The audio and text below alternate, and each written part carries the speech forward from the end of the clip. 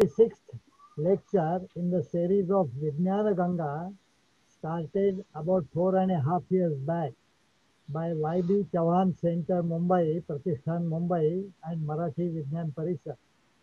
Many leading scientists and technologists have delivered their lectures on variety of science subjects.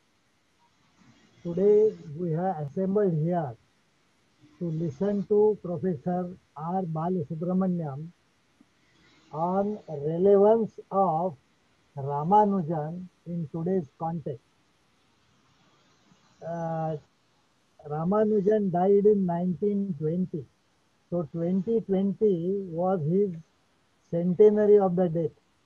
We could not organize in 2020, but just a month after that, that is in January 21, we are organizing a particular lecture of Professor R. Balasubramaniam. Professor Balasubramaniam worked for his doctoral degree under the supervision of Professor K. Ramachandra of Tata Institute of Fundamental Research, Mumbai, and got the degree from the University of Mumbai. He moved to the Institute of Mathematical Sciences, Chennai in 1984.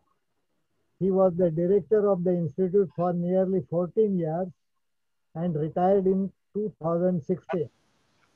For the present, he is serving in the institute as INSA Distinguished Professor. Among the honors, he is a fellow of all the three science academies of India and also a fellow of American Mathematical Society. He is recipient of Padma Shri from the Government of India and also Chevalier of the Order of Merit from the Government of France. He also received the Life Achievement from the Department of Atomic Energy. I welcome Professor Balasubramaniam and request him to start his lecture on the relevance of Ramanujan in today's context. Thank you. Professor Balasubramaniam. Thank you, sir. Am I audible? Yeah, you are audible. Thank for the nice introduction, and I am very happy to participate in this Vijnana Ganga program organized by Y.B. Chauhan Pratishthan, Marathi Vijnan Parishad. And as was pointed out a few minutes back, many great dignitaries have addressed the gathering, and let me thank the organizers once again who thought that I am also worthy of being in that elite club. The seal of Ramanujan, again, as was pointed out, it is exactly 100 years we are meeting after the sad demise of Srinivasa Ramanujan. Why are we talking about him after 100 years? I mean, what is his legacy? What is that he has done if he has lived so long that have people made to talk about him even after 100 years? And that is exactly what I want to talk about. But then, since I understand that's a mixed audience, not exactly mathematicians, I would also like to take this opportunity to talk about the mathematical scenario in India in that period in which Ramanujan lived. What is the mathematical scenario now? And also introduce some other number theories. And first of all, even though we are going to discuss about the mathematics, it's a good idea to know about something about his biography. And biography, I am not going to talk much at all because I want to concentrate more on the mathematics aspect, but on the organic a little. And also the reason, also the reason why I don't want to spend much time on the biography is essentially most of you would be aware of the biographies from the books, the various documentaries are there, and then you have seen movies also. And regarding the books, I want to point out that probably the best book that has been written about his biography is by Kanigal, Robert Kanigal, The Man You Knew Into. I am not sure how many of you are aware that this particular book has been translated into many Indian languages including Marathi. And therefore, any of those who are listening to this lecture, I would urge you to request the local library to buy a copy in English as well as a copy in Marathi of the book of Kanigal, which gives Ramanujan's biography. And most of you would be curious to know what were his mathematical achievements of Ramanujan, which are still relevant today and why people are talking about. Now let's have a brief outline. He was born on 22nd December 1887 at Erode. I will make a comment about the Erode in a minute later.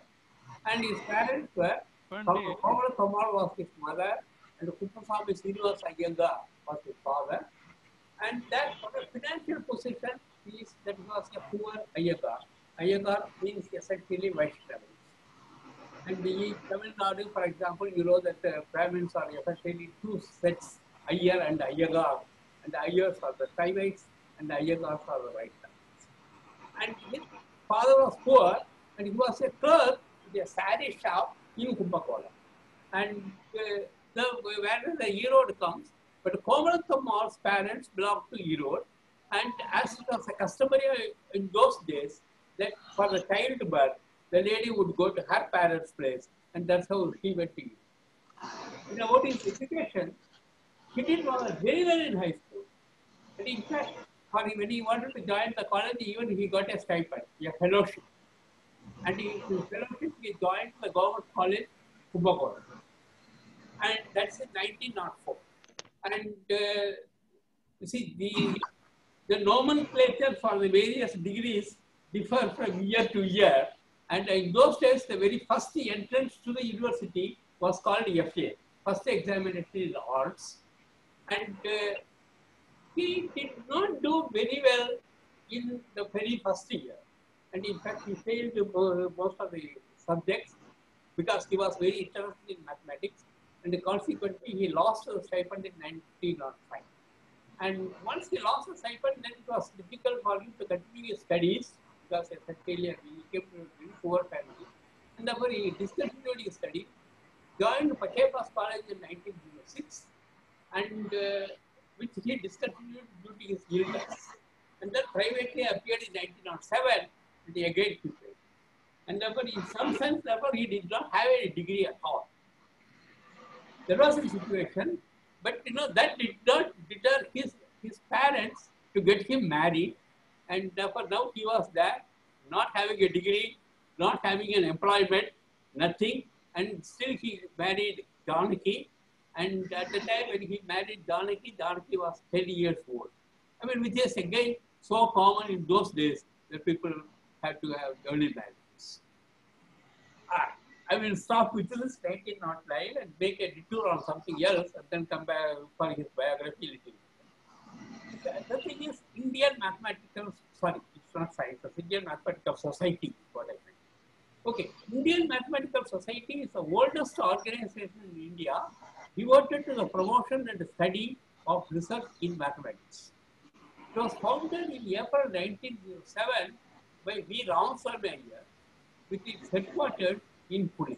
And that's where he was. And because essentially he got, when he decided to join the society, he got more support from Madras Presidency and Bombay Presidency. And consequently, I mean, there were people from Madras and Bombay who were there, and Ramaswamy Iyer was a person who was initially responsible for that. And they had a good versus for it. And there were 20 original members who applied for the society, and that included R.N. Akshay from Rajaram College, Kolhapur, R.P. Paranjpe from Ferguson College, Pune, and so on and so forth. And the society started a journal. It was called the Journal of Indian Mathematical Society. And initially it was called Analytic Club, that's a different point, but then it was called Indian Mathematical. And after the adoption of a new constitution, it was called the Indian Mathematical Society. Hanumantarao was the founder president. He was followed by R.N. Akshay for 3 years. Due to the efforts of the first few presidents, the society established itself very soon. And it is in this society, it is in this journal, the journal of this society, that Ramanujan published his first paper.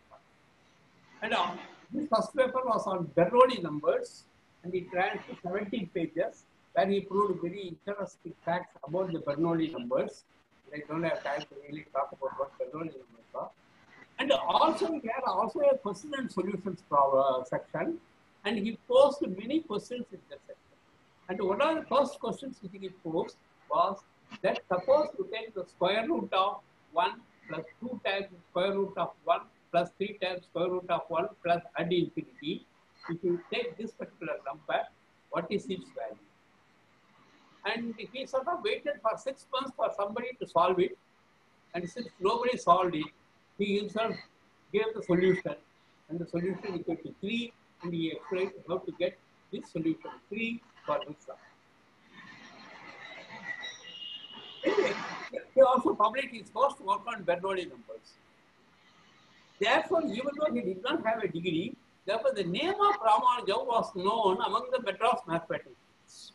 And there were many Madras professors who were now really impressed by what Ramanujan has published, and there were many philanthropists, and they decided that his efforts should not go a waste, and that his mathematical curiosity should be cultivated, and somehow it should be made into a great mathematician.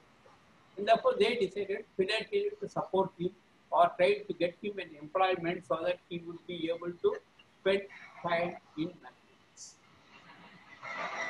And therefore, that would explain why the other things happened. In 1911, for example, he joined the Account General Office as a temporary post. In 1912, he joined the Class 3 Grade 4 of clerk of the Madras Port Trust with a salary of Rs 30 per month. You know, all these things he could do even without a degree, essentially because there were many people at that particular time who knew that he was a great mathematician because he has published some great papers in the Journal of Indian Mathematical Society, and they were ready to help him. And since it's only a sketch, I am not giving the name of the people who were helping him and so on and so forth. That's it. And 16th January 1930. That 16th January 1930 turned out to be a change in his life. That was, namely, he writes a letter to Professor G.H. Hardy explaining his mathematical ideas. And that changed the thing because Hardy was very highly impressed, and there was at least one particular formula in the letter of Ramanujan, about which I will talk a little later, which Hardy was really impressed. And he wrote a letter back, and Ramanujan wrote back saying that, you know, so far nobody has really encouraged me so much as you have done. And then, Hardy then sees to it that Ramanujan has a fellowship, is able to spend time in his research. And therefore, Hardy writes to Gilbert Walker, FRS, to help Ramanujan to join Madras University. And in 1913, Ramanujan joins as a research scholar in Madras University with a stipend of ₹75. And now remember, Ramanujan did not have any college education. Without a college education, the university was kind enough to admit him as a research student with a stipend. This is something I do not know whether it's something which we can expect today. Okay. And then Hardy writes to Ramanujan whether he can come to England. And Ramanujan, being a devout Brahmin, had some hesitations, and those aspects I am again not going into. And finally, he decides to go to England. And in 17th March 1914, he sails to England. For that, Madras University gave him a scholarship of £250 per year, as well as £100 for passage. I mean, this is somehow the Madras University really rose up to the occasion to group Ramanujan. And he continues his research, but unfortunately his health deteriorates. And then, 13th March 1919, he returns to India.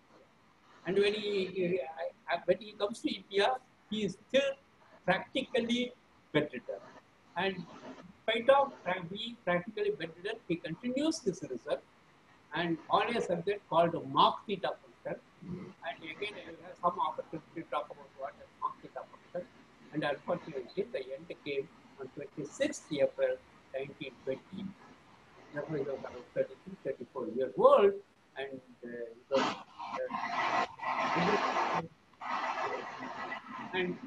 okay, now I have written something on the bracket. Let me explain that. He was actually diagnosed as having tuberculosis, and then he was given medicine for the tuberculosis, and now we have all the medical records, and now the people who have gone through the medical record seem to feel that it was probably not tuberculosis, it was probably hepatitis amoebiasis, and therefore he was somewhat wrongly diagnosed, and if he had been correctly diagnosed at then probably he would have lived long. But it was really, I mean, he was having something called hepatitis amoebiasis, but it was really diagnosed as tuberculosis. That's good. Now, this is what thing. Now we want to go to the mathematics. And before I go to the mathematics, I want to say something about this goddess Namagiri. Again, people ask when Ramanujam did not have a proper college education, how come he was able to prove such a great result? And once he was asked, he did not have a proper answer, and he said that probably it is all goddess Namagiri who comes in my dream and gives me the problems. Because how much of that you want to believe is, of course, a different question. I will leave to you. But even if you believe goddess Namagiri, then the person who receives it should be competent enough to understand what he has received. Even if the goddess Ramagiri comes and tells you something in your dream, you should be competent enough to understand. And that Ramanuja was competent, which means that he prepared himself to understand deep mathematics. That's exactly what I want to talk about. When Ramanuja was 12, he got a book called Advanced Trigonometry by S.L. Lowry. And I do not know how many of the audience would have seen it, but at least when I was a student and so on and so forth, and that was the standard book for us for trigonometry. And that book, when he was 12, he got the book Advanced Trigonometry, and he finished all the exercise by the time when he was 30. Therefore, day and night he worked, understood, because advanced trigonometry is not something which is taught in the high school, and understood, and then he also solved the problem. And then when he was 16, his friend gave him a copy of a book called A Synopsis of Elementary Results in Pure and Applied Mathematics by G.S. Bhatt. And I should say something about this particular book. This is not a mathematical book in the sense of what you see as a mathematics book, where there is an introduction and there's a concept and then there's a theorem, there's a proof, and so on and so forth. This book seems to be more for people who know the subject and who are preparing for competitive examinations, and therefore as a handbook for them. Therefore, essentially it contains the formulae and formulae and formulae. No proof, no why this formulae come, etc. Because the students are already expected to know that. And before going for the competitive examination, they can refresh their memory by going through all the formula. Before going at the 11th level, when you are going to the examination, mathematics examination, then you go through all the formula. Okay, these are all the formulas which I should know. And that's a type of book. There is no proof. And this is essentially the style which Ramanujam used. In other words, he had a notebook. In the notebook, he will write the formula, and there will be no proof, no introduction, no motivation why that formula is interesting. It will be formula and formula and formula, more or less following the car side. But now let's see what are his achievements before we go really into the mathematics. And after seeing the results in the first letter, Hardy said, his results defeated me completely. I had never seen anything in the least like them before. That result That first letter had around 100 formulae which Ramanuja has proved, which is good to heart. And then Hardy said, these results must be true, because if they were not true, no one would have the imagination to invent them. Because I will give you one example again. झालंय माझं ते देऊन टाका महेशकडे. Here they will comment that whatever Ramanujam, who has a high school, just a passed high school, who is not even a college person, whatever he has written in the letter to Hardy, no, not one theorem could have been set in the most advanced mathematical examination in the world. In fact, deep process. Of this work, in 1960, he was awarded BA, and his BA was awarded as a BA. I mean, therefore, he got the degree by thesis, and the thesis was a paper which is called a highly composite number, and it is for his paper that he got this degree. First of all, let me just explain what a highly composite number is. Let Dn be the number of divisors of L. You take a number and look at the divisors. D7, for example, equal to 2, because 7 is the prime number. Since 7 is the prime number, it has only 2 divisors, 1 and 7. There are no other divisors for 7. Therefore, D7 is written to be 2. And D12 is 6. Therefore, this is number 12. And see what are the divisors of 12. The divisors of 12 are 1, 2, 3, 4, 6, and 12. Therefore, this is D12 is 6 and D7 is 2. And therefore, you write the divisors. Now, what Ramanujan was interested in plotting this graph, for every n you plot the dn and then try to see where the peak comes. Therefore, if we take a graph where for every n I plot dn and want to see where the peak comes, which means the value of this dn should be bigger than the value of dm for every smaller m. Of all the numbers which are smaller than this, their value of dm should be smaller and this dm should be the highest. Therefore, that is how the peak comes. And that number is what he called a highly composite. And then he studied what are the highly composite numbers, what is the structure of highly composite numbers, how many highly composite numbers are there, and so on. And this is the one for which he was awarded the BA, and his thesis is much bigger. And I understand that only part of it was published essentially because that was the time of the First World War when the things were not really moving. Then on the basis of his result, he was also elected to the London Mathematical Society. And in 1980, he becomes a fellow of the Royal Society. The second Indian after Augustus Kasarji to become a fellow of the Royal Society. In 1980, also he was elected fellow of the Society. This is sort of a brief biography of Ramanujan. Now I want to go into a little technical mathematics.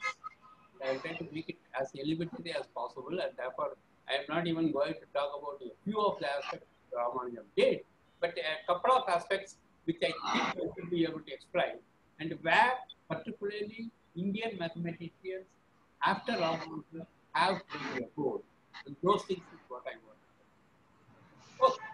The one thing which I want to talk first about is a partition. I mean, this is one area in which Ramanujan is very famous for his work on the partition. First of all, what is a partition? Partition of a number n. This is denoted with P of n. And this is a number of ways of writing n as sum of integers. Since because of this, let me give an example. P of 4 equal to 5. Okay, that is because I want to write 4 as sum of integers, and in how I can write 4 as a sum of integers. I can write as 4, I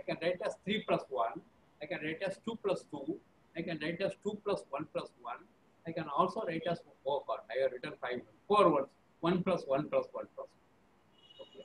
And remember, when I am writing 3 plus 1, I don't count 1 plus 3 at all. Okay. Therefore, 3 plus 1 is only counted. 1 plus 3 is not counted. And that's the reason why I have sort of written it in the numbers in the decreasing order. 4, 3, so that there will be no repetition. 4, 3 plus 1, 2 plus 2, 2 plus 1 plus 1, and the fifth one is a typo. It should be just 1 plus 1 plus 1 plus 1. There are 5 different ways I can write 4. To give you one more example, P5 is 7. I want to write 5 as a sum of integers, which I can write as 5, 4 plus 1, 3 plus 2, 3 plus 1 plus 1, 2 plus 1, 2 plus 1 plus 1 plus 1, 1 plus 1 plus 1 plus 1 plus 1. That's how we find. So the same 7 I got. Okay. Therefore, there are 5 different ways in which 7 different ways in which you can write. Then is the value of Pn increases very fast. Therefore, the number of ways of writing 100 as sum of integers. If it is 100 and then write 100 as a sum of integers, it will be 190569292 ways you can write 100 as a sum of integers. And 1000, if you write, what you will end up is a 32 digit. Therefore, these are Pn grows very rapidly. P of 1000 is already a 32 digit number, P of 100 is already a 9 digit number, and so on. Now, the exact or approximate value for P. That's the question. Anyway, let me make a something. The study of partition function was initiated by Euler. And Ramanujan was interested in this function. And he made a few conjectures also. He made a conjecture that if you take a number which is of the form phi m plus 4, you take a number which is of the form phi m plus 4 and compute P of that number, and that number, P of that number is divisible by 5. For example, P of 4 would be divisible by 5, P of 9 would be divisible by 5, P of 14 would be divisible by 5, and so on. And similarly, P of 7m plus 5, if you look at, that will be divisible by 7. And of course, you wrote one more for 11. More or less, that's all. That's the thing. But anyway, I go to this question. This is the most important. Can we get an exact or approximate value for now we go back to the first letter of Ramanujan to Hardy. And Hardy looks at that letter and it has some 100 formulae. And then there is one formula which Ramanujan says that I can get an asymptotic formula for the coefficient of x power n in this 1 minus 2x plus 2x power 4 minus 2x power 9 plus 2x power 16. Sorry, it doesn't stop there. Plus dot dot dot. Therefore, this 1 minus 2x plus 2x power 4 minus 2x power 9 plus 2x power 16 dot dot dot, that is called some theta function. And therefore, he takes a theta function. He takes the inverse of, therefore, this theta function is already a power series. If the theta function is the power series, he takes the inverse of this theta function. And that is another power series. And in that power series, he wants to know what is the coefficient of epsilon. And he even writes an asymptotic formula for it. Therefore, you have this power series 1 minus 2x plus 2x power 4 minus 2x power 9 plus 2x power 15 minus 2x power 25 and so on and so forth. And then take the inverse of that, and that's the power series, what is the coefficient of epsilon, and he writes an asymptotic formula. And Hardy realized that this method can be employed to get an asymptotic formula for the Pn in which he was interested, not the inverse of the theta function, which Ramanujan was, but he thought that the same formula should be able to do it for him. Thus started a fruitful collaboration between Hardy and Ramanujan, and they developed a method to solve this problem, and that method turned out to be a very powerful method in similar problems. It's called circle method. That is the work of the circle method. Therefore, this circle method is born essentially from that formula which Ramanujan wrote, which really was made a powerful tool to solve such problems by Hardy and Ramanujan. Then in the hands of Hardy, Littlewood, Davenport, Nagaraj, and others, the circle method became a powerful tool to tackle other important problems. Therefore, there are a host of problems, and even today, for the host of problems, we are using really the method which was developed by Ramanujan to solve this problem. And again, we want to give a couple of examples. Variance problem. What is variance problem? Given an integer k, find the minimum s such that every integer can be written as sum of s kth powers. Therefore, you give the k, find the minimum s such that every integer can be written as x1 power k plus x2 power k plus etc. xs power k for some integers x1, x2, etc. xs. The minimum such s is called capital T. Okay, that is something which is closely related to this is a variance problem called the little gk. Oh, sorry. Again, mistake. It's a little g. Capital Gk is related to it. And it is known that little g2 is 4. Little g3 is 9. Little g4 is 19. Little g5 is 37. We know essentially the value of little gk for every. And in fact, a remarkable result in this direction. This is one of the reasons why I decided to take this problem, because this is again many Indian mathematicians have made a mark on this problem, and this is a remarkable result is due to the Indian mathematician Shivshankar Pillai, who proved that little gk is 2 power k plus integral part of 3 by 2 power k minus 2, or 2 power k plus integral part of 3 by 2 power k minus 1. Because little gk has to be one of these two terms. And remember, for some k, this will be the first element. For some k, it should be the second. Because the little gk cannot have any more values. It has to be either 2 power k plus 3 by 2 power k minus 2, or it has to be 2 power k plus 3 by 2 power k minus 1. Now, the point which I want to say is that this result was proved by Pillai in mid-1940s, and around 70 years have passed, and it is actually felt that formula, probably the first formula is correct for all k, and the second formula never occurs, but there has been no improvement whatsoever to know which are the k's for which the first formula holds, and which are the k's for which the second formula holds. Another problem to which the circle method has been very effectively used is the so-called Goldbach's conjecture. What does it say? It says that every even integer, at least 6, can be written as a sum of 2 prime numbers. Therefore, you give me an even integer and I can write a sum of 2 prime numbers.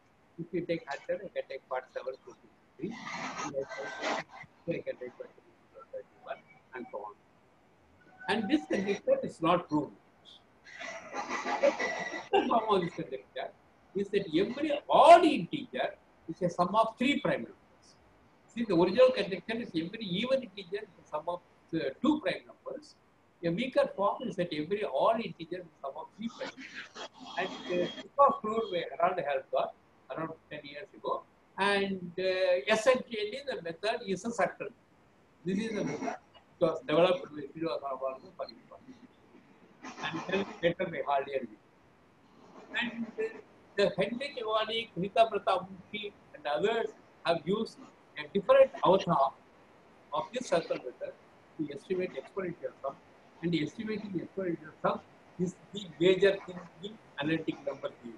That's what you do, left and right, just estimate exponential sums. And they are found a way of essentially using the circle method to estimate different exponential sums and get very, very good.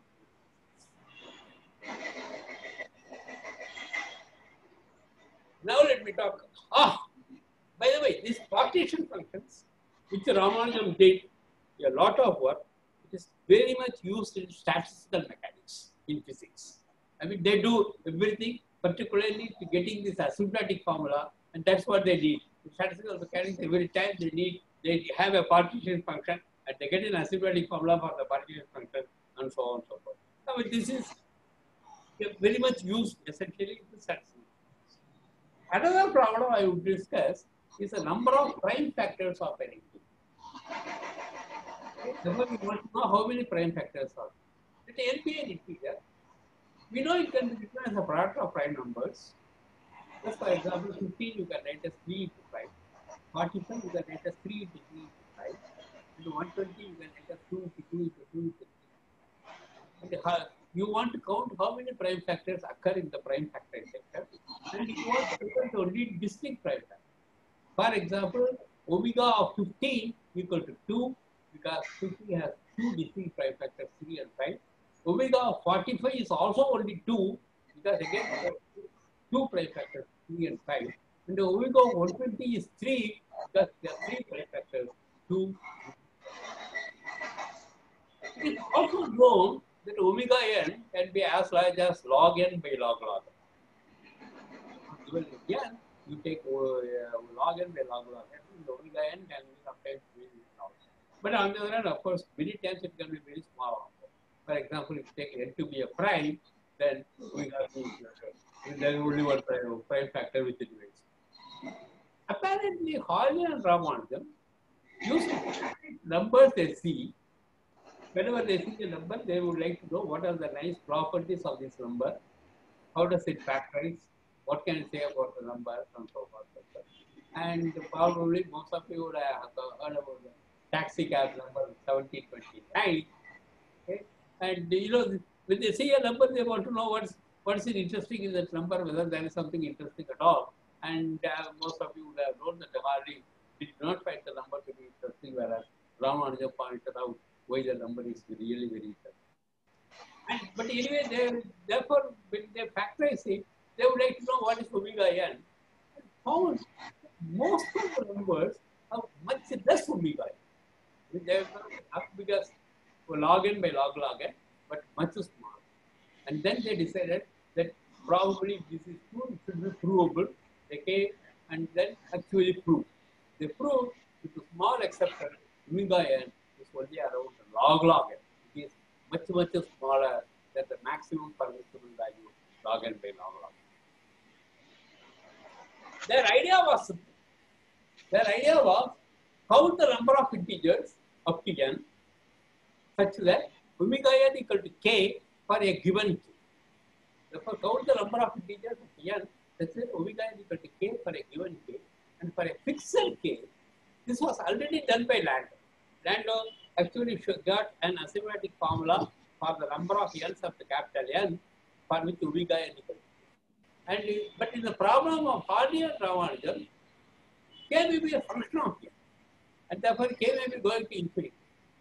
And therefore they did not get an arithmetic formula, but they obtained a decent upper bound for it. And the decent upper bound was good enough for them to deduce the theorem which I earlier mentioned, namely omega n is around log log. But we are still an omega arithmetic formula for n not exceeding n for which omega n equal to k eluded. And Hardy was interested in creating this problem, and he used to pose a problem in his class, particularly when k is around the log log n, what exactly is it? And now I quote from an article which I wrote. P. Vijayaraghavan, again one of the great number theorists from India, and like Ramanujan, he also went and worked with Hardy. And his work mainly was on approximate number, algebraic numbers by rational numbers. And he learned of this problem. And then he came to Chennai, and then he transmitted the problem. At that particular time, there was a professor in Chennai by name Anand Rao, and Anand Rao will always be surrounded by his students, and that included P. Vijayaraghavan, S.S. Pillai, and so on and so forth. And therefore, they had a group, and with Anand Rao as the head, and since they were all belonging to the group, this Vijayaraghavan and Pillai. In 1929, Pillai announced an important breakthrough on Hardy's problem. He said that he could prove linearism. He was able to show that this inequality, that the number of integers n up to x, such that omega n equal to k, this number is bigger than h if you x into log x power k minus 1 by k minus 1 factorial times log x, this holds for any k which is less than 3 log x. Here h is a constant. And for reasons that are not clear, Pillai did not publish a detailed proof of this. In 1941, Pillai moved to Trivandrum of Chidambaram and left in the following year to take up a position at Calcutta University. Pillai met the brilliant L.G. Sathe, who became his student. In 1943, Pillai suggested Hardy's problem to Sathe and put at Sathe's disposal all of his manuscripts on this problem, whatever he has done, whatever on this particular problem, because he thought it was be done, and he was actually looking, and he was at the same time interested in the various problems, the various things, and therefore he was not in a position to devote his full time to this problem, but he also knew that this problem would be rather difficult, and therefore he was actually looking for a brilliant PhD student, to come to him for PhD, to whom he can give this problem and ask him to work on this problem. And then he got such a brilliant guy, and therefore he gave everything to him. And in the course of less than 2 years, it was already a much of a surprise to Pillai himself. Pillai did not think that this problem can be done within 4 or 5 years. Sathe produced a monumentally complex induction argument that ran into 134 printed pages when published, a long proof, and that did much more than solve Hardy's problem. And that's what Pillai expected. Pillai expected that more than whatever. See, in some sense, the Hardy's problem, as the way Hardy's posed it, was solved by Erdash 4 years back. And therefore, but Pillai thought that a much stronger result should be true and it should be provable. And he was just looking for a student and started. And let me say a little more about this paper of Sathe. Then finally, it was published in 1954. Sathe's result would supersede a theorem of Erdash, which appeared in 1948. And Sathe's work appeared in the Journal of Indian Mathematics of Survey, about which I have already talked. This is a society. This journal was a very important journal, I mean, of the international level. Many great people have published their works. And at that particular time, when Sathe was trying to publish his results, K. Chandrasekaran, who was, of course, the head of the Department of Mathematics for the Tata Institute of Mathematics at the time, and he was the editor at that time. And this paper appeared in 4 parts. The 2 parts in 1953 and the 2 parts in 1954. The first part in 1953. And this paper was reviewed by Selberg. But look, there is something little more. It's not very clear whether Selberg reviewed this paper for Journal of Indian Mathematics or for a different journal, etc. Never it should not go into those things. Never, but anyway, Selberg reviewed this paper. And the Selberg observed, as far as his work is concerned, that these observations were written in the form of a note titled Note on a Paper of Sathe. And after apparently Chandrasekaran, since Chandrasekaran was very much impressed by the research report, where Selberg has not only praised Sathe's work, but on the other hand, Sathe's work, first of all, I should say, was elementary. Okay. Elementary in the sense of number theory. When I say in number theory, when we use the word elementary, it does not mean that the proof is easy. And in fact, normally an elementary proof is very hard. The reason why it was some proofs were called elementary is essentially because at that particular time, the people were thinking that the theory of complex analysis is a very hard subject, and therefore, if you can prove something without using complex analysis, then it was called elementary. And if you do complex analysis, then the proof was called analytic. Therefore, the elementary only the proof is non-analytic. It means the proof does not use complex analysis. It just makes use of only reality. And the Sartre's paper was only elementary. Elementary in the sense they said. There's a complicated proof, but it's elementary in the sense that it did not need any complex analysis at all to prove it. And then, but in the reference report, Selberg points out that if you decide to use complex analysis, then it's not too difficult. The proof is not that complicated, and it can be proved more easily. And Chandrasekhar was impressed by it, and to ask Selberg whether that particular part can be published as an addendum to Sartre's paper, which and now that paper, that of Selberg, has become very famous, and now it is called Selberg-Derride method. And this Selberg-Derride method is again another powerful tool in analytical. Selberg begins his note by telling us that while the results of Sartre's paper are very beautiful, highly interesting, the proof is rather a complicated and involved one. And this by necessity.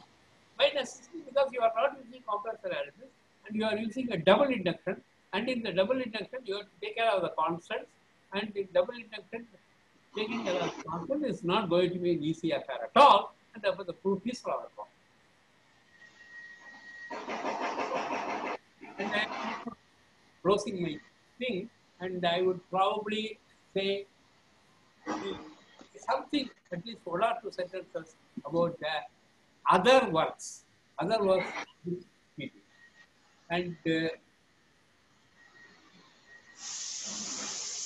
so he studied a function which is called the delta function, and that is defined by delta of z equal to summation tau n e power 2 pi a is that, and this tau n is called a Ramanujan tau function, and this function is known to be a cusp form for a full modular group of weight 12, and if I decide starting defining all these things, that already would take an hour and I would not be able to say more, and therefore I did not say much about that.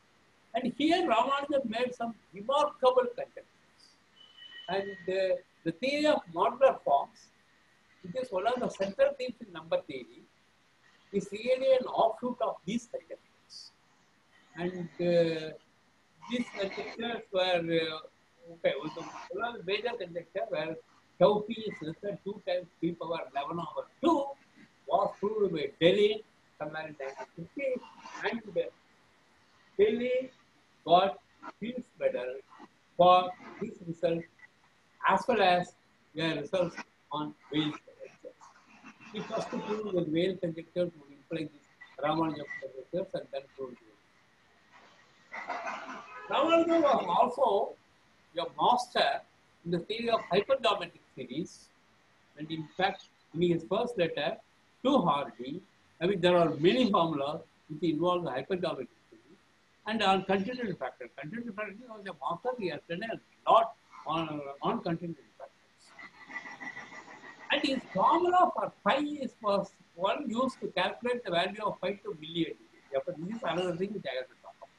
You see, when you have something like a phi or anything, square root of 2 or anything, which is given by an infinite series, infinite sum. And then if you want to take the value of this infinite sum, then the most important thing is how to actually infinite sum. Particularly, suppose I take only 5 terms of the infinite, then how much that sum of 5 terms approximate the total sum. Or if I take 7 terms of the infinite sum, how much the sum of the 7 terms approximates the total sum. Therefore, if it is highly convergent, therefore, even if you take only a few number of summons and that highly approximates your total sum, then such a series is more important for calculations than a series which converges rather slowly. Therefore, as a simple example, suppose you have a full sum and you want to know up to 3 digits what is this sum, up to 3 digits accuracy. And suppose two people give two different sums for that. And for one other person, if you take 10 terms, already it gives you 3 digits approximation. For another person, if you have to take 50 terms, it gives you 3 digits approximation. Then the approximation, the first person is much better. We have to do only 3 terms. And that's exactly what Ramanujan did. He gave a formula for pi, which is so rapidly convergent that even few terms would give you an accuracy of million digits. And that was used to calculate for that. And now, of course, there are results due to Shidlovsky, which goes a little beyond that, and so on. And then Ramanujan sums. What is Ramanujan sum? Ramanujan defined a sum e power 2 pi a n over q with a and q co-prime and so on and so forth. And he studied the sum. And the sums play a central role in signal processing. Okay. कारण मगाशी आवाज पण गेला होता. Okay. And now, there's another thing. Suppose you have a communication networks. In communication networks, what you will need is a good connectivity. And the communication network can always be written as a graph. And then you have this graph and you want a good connective property, and whether you can mathematically say what this good connective property is, and there's a way to do it. There's a way to do it because essentially then you can have something like an incident matrix, and then you can look at the so-called eigenvalues of the incident matrix. And very, as a simple example, let us take a regular graph, a k regular graph, where a degree is equal to k. Then k will already happen to be an eigenvalue. And suppose the graph which you are taking is not a bipartite graph, then k will be the only eigenvalue, minus k will not be an eigenvalue. What you are interested in the second biggest eigenvalue. If the second biggest eigenvalue is small, then it will have a good connectivity properties. Therefore, there's a connection between good connectivity properties of the graph in the communication networks and the second highest eigenvalue. And so people actually constructed some graphs and expected the second highest eigenvalue to be small. And it turned out, and the proof that the second highest eigenvalue is small because is a consequence of the conjectures made by Ramanujan in the very first one which I have said on the cusp forms. The Ramanujan made some reversible conjectures, and now they have been extended as Ramanujan's Peterson conjectures. And that using that, they can actually prove that the second largest eigenvalue is really small, and such graphs are called Ramanujan graphs, graphs which have a good connectivity property. Okay, and then lastly speaking, I said even when he was bedridden, he could not eat properly, and his wife had to give him liquid diet, and liquid diet also he was not able to lift and drink. Therefore, he will still be lying on the bed, and the wife would pour the liquid diet in his mouth.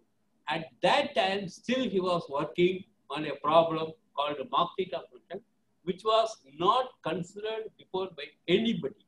Ramanujan himself considered this Mach theta function, and now this Mach theta function is extensively used in the study of black holes in astrophysics. Therefore, I mean, he did a lot of things, and now we understand the significance of what he did, and we are able to understand that.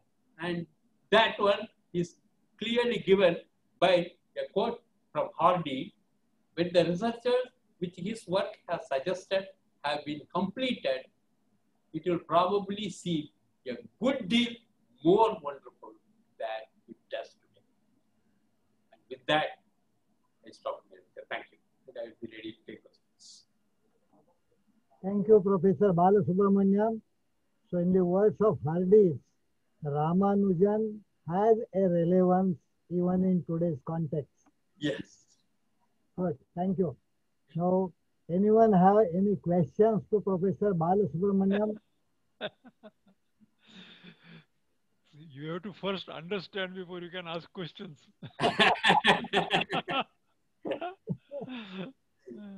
You can ask question even if you are not understood.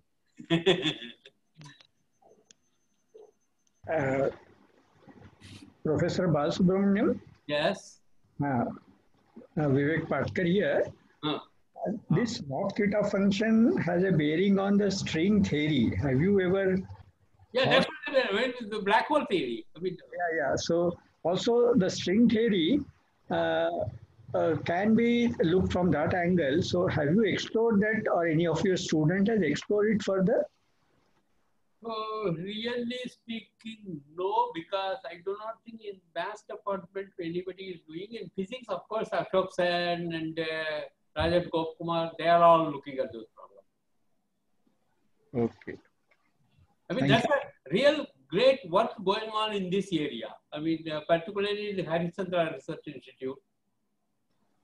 Yeah, that's why I was just wondering that any useful thing has come up recently. At least Dabholkar is working on string theory. Yes, yes. Tata Institute is also a very strong place for string theory. Yes.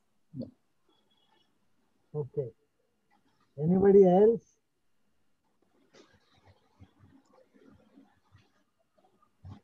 Sudhir Ghorpade, you want to ask anything? Oh, right. Sudhir is there. Hi. Yeah, hi, Balu. Thanks for a nice talk. Okay, maybe since Deshpande sir wants me to say something, yes. You know, what can I say when Professor Balasubramaniam has spoken on Ramanujan? So I was just thinking, you know, you mentioned his very rapidly converging series for pi. Yeah. And, you know, Ramanujan also gave a exact formula for Pn, which you sort of mentioned, although you probably did not state. Exact formula, but asymptotic formula. Exact formula was given by a second Hardy Ramanujan Rademacher formula. Rademacher, yes. And that is also a very rapidly converging series. In fact, I think what he wrote in his original letter was sort of the first term of the series or something like that. That is a correct statement. You see, okay, I cannot go into the details, you see, but on the other hand, I should probably say that Ramanujan was probably a modular man rather than a number theorist. Yeah. And Hardy was probably an analyst rather than a number theorist. Yeah. They were, even though they collaborated as number theorists, but on the other hand, Ramanujan was a modular man and Hardy was an analyst. And therefore, obviously, when Ramanujan wrote the first term, he was writing cosine hyperbolician type thing. And Hardy thought cosine hyperbolician and e power n, that should not be making much difference at all. Yeah. But on the other hand, there is a difference. I mean, when you look at from the modular point of view, I mean, there's a difference. Yes. That appears. I mean, when you do that, yeah. Yeah, I think, you know, Littlewood has written about that collaboration, and Ramanujan always believed there should be an exact formula. Yeah, exactly. And maybe Hardy thought it is too much to expect and so on.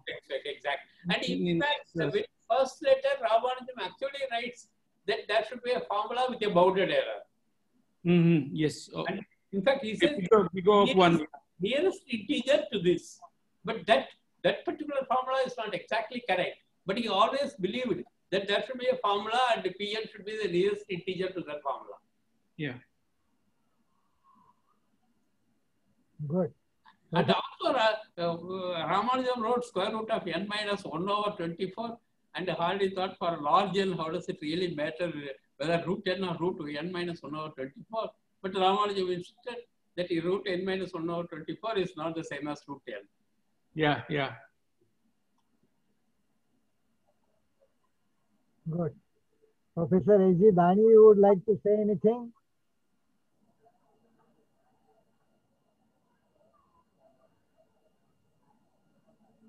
Professor Dani?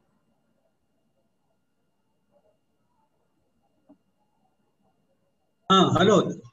Thank you. I don't think I have any questions. How are you? Hello, Balu. Yeah. Thanks.